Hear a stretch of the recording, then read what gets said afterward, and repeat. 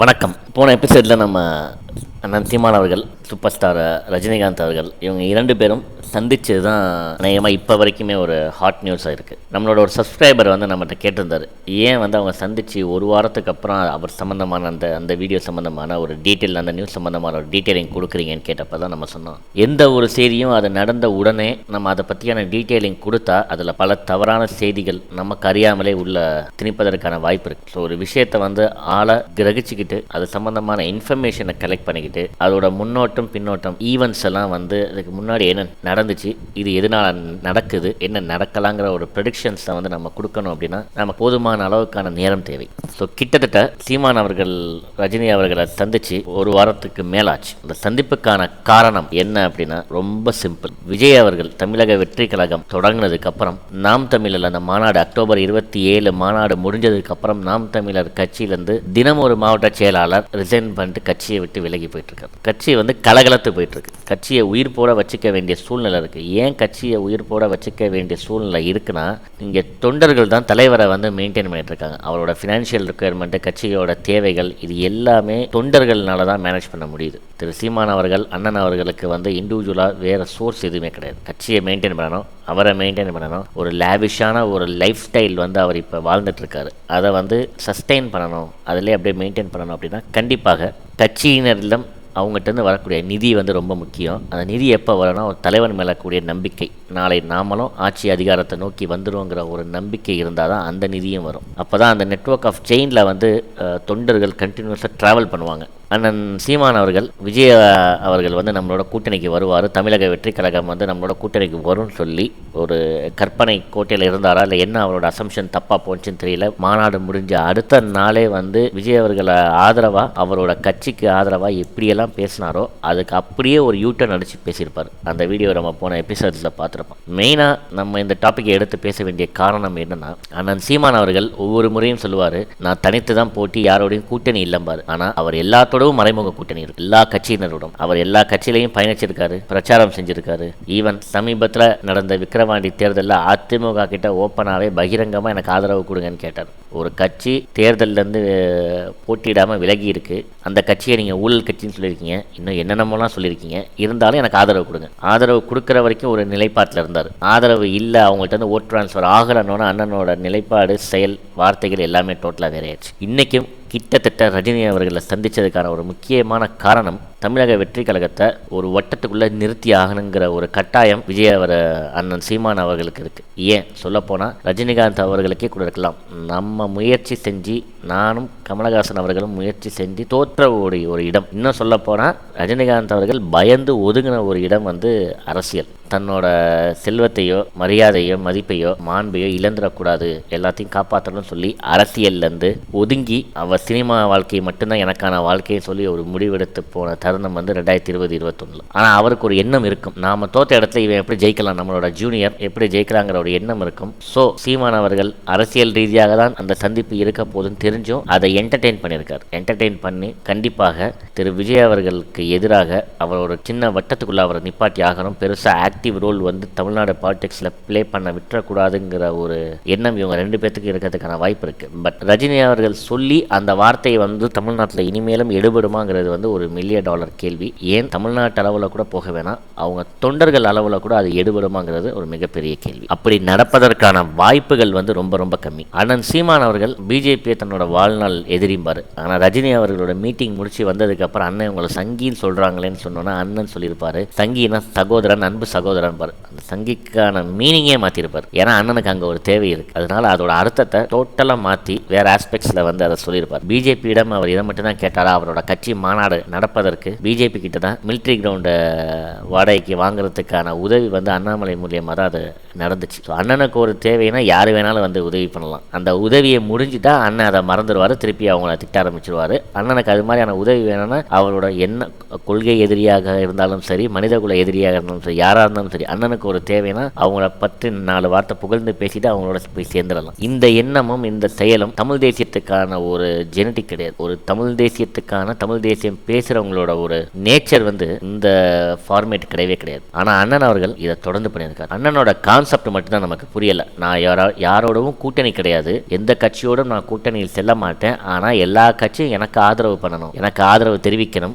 அவங்களோட தொண்டர்கள்லாம் எனக்கு ஓட்டு போட சொல்லி நான் முதலமைச்சராகி அதிகாரத்தை நோக்கி வரணுங்கிற அந்த ஒரு ஐடியா அண்ட் ஃபார்முலா எனக்கு சுத்தமாக புரியலை. ஏன் மக்களுக்குமே அந்த ஐடியா அண்ட் ஃபார்முலா புரியலை. அண்ணன் சொல்கிறது கிட்டத்தட்ட எப்படி இருக்குன்னா, நான் உற்சவர், நான் தேருக்கு மேலே உட்காந்துருப்பேன், எல்லாரும் என்னை வடம் பிடிச்சி அந்த தேரை இழுத்து தமிழ்நாடு ஃபுல்லாக சுற்றிட்டு வரணும், என்னை அதிகார பதவியில் கொண்டு அமர வைக்கணுங்கிற ஒரு அண்ணனோட எண்ண ஓட்டமுக்கு பின்னாடி இருக்க கருத்துருவாக்கம் என்னன்னு எனக்கு புரியல. ஏன் மக்களுக்கே கூட புரியலை, ஏன் அதை செய்யணும். அப்படி அண்ணன் தமிழக மக்களுக்கு என்ன செஞ்சிட்டாரு, என்ன தியாகங்களை அடைஞ்சாரு, எதனால அவருக்கு அதை செய்யணும் அப்படின்னா அது ஒரு $1 மில்லியன் கேள்வி. ஆனால் இன்னைக்கு அண்ணனுக்கு ஒரு செல்வ செழிப்பான வாழ்க்கைக்கு காரணம் நாம் தமிழர். நாம் தமிழர் மாதிரி அந்த கட்சியில் இருக்க மாதிரியான தொண்டர்கள் வேற எந்த கட்சியிலையும் இல்லைன்னு சொல்லலாம். ஐடி விங் வெரி ஸ்ட்ராங்கான ஐடி விங். பொலிட்டிக்கலி ஆக்டிவா நம்ம ஒரு தமிழ் தேசியமும் மக்களுக்கான அரசியலை முன்னெடுக்கணுங்கிற எண்ணமும் நம்பிக்கையும் கொண்ட இளைஞர்கள் எனக்கு தெரிஞ்சு ஏகப்பட்ட என்னோட ஃப்ரெண்ட்ஸ் தென் மாவட்டங்களில் அந்த கட்சியில் பயணிக்கிறாங்க. அவங்களுக்கு அந்த கட்சியை சீமான் அண்ணனை தாண்டி அந்த கட்சி அவங்களுக்கு ரொம்ப முக்கியமாக பார்க்குறாங்க. அந்த நாம் தமிழருங்கிற கட்சி அவர்கள்லாம் நாம் தமிழரை ஒரு கட்சியாக மட்டும் பார்க்காம அதை தாண்டி அதை ஒரு உடம்பும் சதையும் கொண்ட ஒரு உணர்வாக, தமிழ் தேசிய உணர்வாக அவங்க ட்ரீட் பண்ணுற விதம் உண்மையிலுமே வியப்புக்கரியதாக இருக்கும். ஒவ்வொரு மாதமும் அவங்க சம்பளத்துலேருந்து ஒரு பகுதியை கட்சி நிதியாக கொடுத்துட்றாங்க. கட்சியோட செலவுகளை மெயின்டைன் பண்ணுறது ஏன் எதற்குன்னு கேள்வி கேட்காம அவங்க கொடுக்குற அந்த ஒரு உண்மை, உழைப்பு, அர்ப்பணிப்பு இருக்குல்ல, வாய்ப்பே இல்லை. இத்தனைக்கு அவங்க ஆக்டிவாக கட்சியில் போய் இயங்குறதும் கிடையாது, கட்சி மீட்டிங்கை போய் அட்டன் பண்ணுறதும் கிடையாது. நாம் தமிழரோட மிகப்பெரிய ப்ளஸ் பாயிண்ட் என்னன்னா, முழு நேர அரசியல்வாதிகள், முழு நேரமாக நாம் தமிழர் கட்சி பணியை செய்யக்கூடிய தொண்டர்கள் ரொம்ப சொற்பம். ஏன் இன்னும் சொல்ல போனால் பதிவு செய்யப்பட்ட தொண்டர்களே ரொம்ப கம்மி. ஆனால் அவங்களோட ஓட்டு சதவீதம் எப்பயுமே ஜாஸ்தியாக இருக்கும். இந்த ஓட்டு சதவீதத்தை தான் என்னால் புரிஞ்சிக்கவே முடியல. எதனால அண்ணன் இவ்வளோ செஞ்சதுக்கு அப்புறமும் அந்த ஓட்டு சதவீதம் ஏன் ஏறுது அப்படின்னா, தமிழ்நாடோட பேட்டர்னை நீங்கள் பார்க்கணும். சமீபத்தில் டிவியில் மக்கள் பார்க்கக்கூடிய சீரியல் அதெல்லாம் பார்க்குறப்ப எனக்கு ஒரு மிகப்பெரிய சந்தேகம் வரும். ஏதாச்சும் ஒரு சீரியல் ஆச்சும் நல்ல கருத்துக்கள், குடும்ப பாங்கான, ஒரு துரோகம் இல்லாத, ஒரு பொய்மை இல்லாத, ஒரு கள்ளத்தனம் இல்லாத, ஒரு நல்ல குடும்பத்தை ஒரு மாரலா எக்ஸ்பிளைன் பண்ணி சொல்லக்கூடிய கதைகள் இருக்கா? ஒரு துரோகம் இல்லாத கதைகள் இருக்கா? ஒரு நம்பிக்கை துரோகம் இல்லாத கதைகள் இருக்கா அப்படின்னு பார்த்தா ஒண்ணுமே கிடையாது. எந்த ஒரு சீரியலும் அந்த கேட்டகரியில் நம்ம கொண்டாடவே முடியாது. எல்லா சீரியலோட அடிப்படை தன்மையும் ஒரு துரோகமாக தான் இருக்கும். ஆனால் அதுக்கு தான் டிஆர்பி ரேட்டிங் அதிகமாக இருக்குது, வியூவர்ஸ் அண்ட் ஃபாலோவர்ஸ் அந்த மாதிரி சீரியல்ஸுக்கு ரொம்ப அதிகமாக இருக்குது. அடுத்ததாக பொண்ணுங்க தேடி தேடி போய் இந்த விவேக் கூட சொல்லியிருப்பார், நல்லவங்களெல்லாம் விட்டுட்டு முல்லை மாதிரி முடிச்ச வைக்கியா பார்த்து லவ் பண்ணி கல்யாணம் பண்ணி வாழ்க்கையில் கஷ்டப்படுறீங்களே, இந்த கான்செப்ட் ஏன்னு எனக்கு புரியவே இல்லைன்னு சொல்லி விவேக் ஒரு படத்தை சொல்லியிருப்பார். நாம் தமிழர் இருக்கக்கூடிய ஒரு 8.3% எனக்கு கேள்வி இப்படி தான் இருக்குது. எப்படி வந்துச்சு? ஏன் பல பேரை இதுக்கு ஓட்டு போடுறாங்க? ஓட்டு போடுற அளவுக்கு கட்சி வருது. ஆனால் அண்ணன் அதை சரியாக வழிநடத்தி செல்றாரா அப்படின்னா கண்டிப்பாக கிடையாது. ஒரு அமெரிக்க ப்ராவர்ப் அமெரிக்காவில் ரொம்ப பிரசித்தி பெற்ற ஒரு பழமொழியை சொல்லுவாங்க, நல்ல தலைவர்களை பின்தொடர். யாரை பின்தொடர கூடாதுன்னா, யாரை தலைவராக ஏற்க கூடாது அப்படின்னா, அதிகாரத்தை நோக்கி பயணிக்கிற எண்ணம், அதிகாரம் ஒன்றே இலக்குன்னு சொல்லி இருக்கிற தலைவர் பின்னாடி போகாதீங்க. ஏன்னா அவர் மனித நேயத்தையும் மனித மாண்பையும் மதிக்க மாட்டார். அப்பேற்பட்ட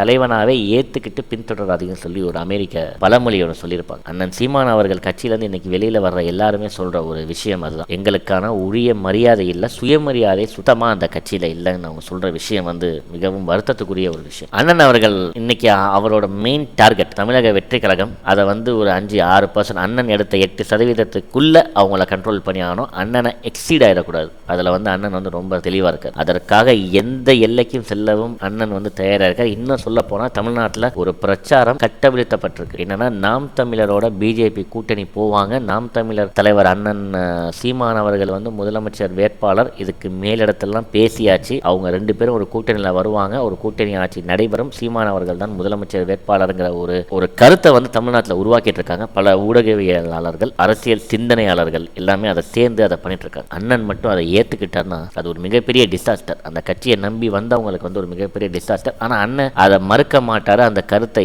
ஏற்று பிஜேபியோட பயணம் செய்வாரான வாய்ப்பு இருக்கு. ஏன்னா அண்ணன் அடிச்ச யூட்டர்ன்ஸ் அப்படி. அண்ணன் எந்த முடிவை வேணாலும் எந்த நேரத்தில் வேணாலும் எடுப்பதற்கான வாய்ப்புகள் இருக்கு. இதெல்லாம் எடுக்க மாட்டாருன்னு சொல்லி அண்ணனை நம்பிக்கை உரிய ஒரு தலைவராக இன்னும் அவரோட தொண்டர்களே அவர் பார்க்கல, தமிழ்நாட்டு மக்கள் இன்னும் அவரை பார்க்கல. அவர் பெருசா அவரோட பேச்சு எடுபடாம போறதும், அவரோட ஓட்டு சதவீதம் பெரிய லெவல்ல ஃபர்தரா இன்க்ரீஸ் ஆகாம, அது ஒரு சீட் கன்வெர்ட் ஆகாம, ஏன் இன்னும் ஒரு கவுன்சிலர் இத்தனை ஆண்டுகளாக 10 ஆண்டுகளுக்கு மேலாக அவங்க கட்சி தொடங்கி தேர்தல் அரசியல் அவங்க பயணிச்சாலும் இன்றைய தேதி வரைக்கும் அந்த கட்சிக்கு ஒரு கவுன்சிலர் கிடையாது. சமீபத்தில் தான் கன்னியாகுமரி மாவட்டத்தில் ஒரு கவுன்சிலர் கிடைச்சிருக்காங்க. மக்கள் தனக்கு தேவையானவங்களை ஏற்றுக்கிறாங்களா நிராகரிக்கிறாங்களாங்கிறதுக்கான காரணம் அந்த தலைவர்களோட செயல்பாடு செயல்பாடு ரொம்ப முக்கியம். அதுவும் தமிழ் தேசியம் சொல்லிட்டு அவங்க கிட்ட இருக்கக்கூடிய ஒரு மிகப்பெரிய நேர்மையான அறத்தை வந்து மக்கள் எதிர்பார்ப்பாங்க. மற்ற திராவிட கட்சிகள்கிட்ட அது இல்லைனா கூட, அது இல்லைன்னா நான் உங்களை தேடி வரேன், உங்கள்கிட்ட அதை விட மோசமான ஒரு நேர்மையின்மையும் ஒரு அறமின்மையும் உங்கள் கட்சியில் நிலவுது, உங்கள் கொள்கையில் இருக்குது அப்படின்னா எப்படி மக்கள் ஏற்றுக்கொள்வாங்க? இப்படி ஏற்றுக்காத ஒரு கட்சிக்கு திரு ரஜினி அவர்கள் வாய்ஸ் கொடுத்தாலும் அந்த வாய்ஸ் வந்து வேலைக்கே ஆகாது. திரு ரஜினி அவர்களோட குரல் ஒரே ஒரு முறை தான் தமிழ்நாட்டில் நல்லபடியாக மக்கள்னால அங்கீகரிக்கப்பட்டதுன்னு சொல்லலாம். அதுக்கும் ஒரு முறை தான் அந்த அங்கீகாரத்துக்கான வேலிடிட்டியும் 96 எலெக்ஷனில் ஆட்சிக்கு எதிராக, அதிகாரத்தில் இருப்பவர்களுக்கு எதிராக மிகப்பெரிய அதிருப்தி அலை, அது மாதிரியான ஒரு அதிருப்தி அலை அதுக்கு முன்னாடியும் பின்னாடியும் தமிழக வரலாற்றில் இல்லைன்னு சொல்லலாம். அந்த ஒரு அதிருப்தி அலையில் ரஜினி அவர்கள் சொன்ன வாய்ஸ், இனிமே ஆண்டவனாலையும் தமிழ்நாட்டை காப்பாற்ற முடியாதுன்னு சொன்ன அந்த வாய்ஸ், மூப்பனார் அவர்கள் எடுத்த முடிவு, இது மாதிரி பல அரசியல் புயல்கள் ஒரு சேர வீசப்பட்டதுனால அன்னைக்கு வந்து திமுக ஆட்சிக்கு வந்துச்சு. இவருக்கு ஒரு வாய்ஸ் இருக்கதா மக்கள் நம்பினாங்க. ஆனால் அதுக்கப்புறம் அவர் பல முறை 98 சரி, 99, 2001, 11, 16 பல காலகட்டங்களில் வந்து அவர் பிஜேபியோட ஆதரவு நிலைப்பாடும் அதிமுகவோட ஆதரவு நிலைப்பாடும் இருந்து அதை வெளிப்படையாக வந்து பிரச்சாரம் மட்டும்தான் பண்ணலை, ஆனால் ஆதரவை தெரிவித்தார். பட் அந்த ஆதரவுக்கு ஆதரவான மனநிலை மக்கள்கிட்ட இல்லை, தமிழ்நாடு மக்கள்கிட்ட அது எடுபடவும் இல்லை. இந்த முறை திரு சீமான் அவர்களுக்காக அண்ணன் ரஜினி அவர்கள் பேசுவாரா அப்படின்னா அது ஒரு $1 மில்லியன் கேள்வி. மோடி சொல்லியே அவர் பேசலை, ஷோ சொல்லியே அவர் கேட்கல. அப்படி இருக்கிறப்ப இந்த முறை அண்ணன் சீமான் அவர்களுக்காக அவர் குரல் கொடுப்பார் அப்படிங்கிறது கண்டிப்பாக வாய்ப்புகளே கிடையாது.